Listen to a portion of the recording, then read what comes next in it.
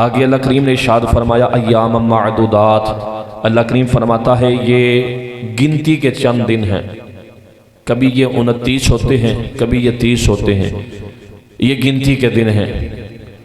ان دنوں میں بھی اللہ کریم ارشاد فرماتا ہے فمن کان منکم مریضا، تم میں سے کوئی ایسا بندہ ہو جو بیمار ہو، بیماری کی حالت میں ہو، ایسا مرض اس سے لگ چکا ہے کہ وہ روزے نہیں رکھ سکتا، کوئی ایسی بیماری ہے وہ روزے رکھنا چاہتا ہے لیکن رکھ نہیں سکتا، اس کی بیماری اسے ساتھ نہیں دیتی، او علی سفر، یا اسے کوئی ایسا شرعی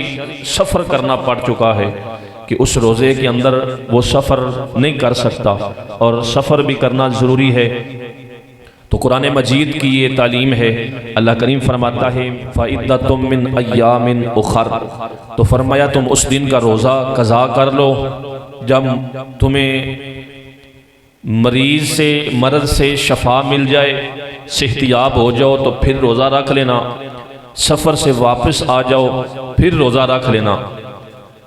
یہ اللہ کریم نے ہمارے لیے آسانی پیدا فرمائی ہے کہ سفر پر جانا ضروری ہے تو روزہ قضا کر لو، اگر رکھ لو تو یہ تمہارے لیے ثواب ہے۔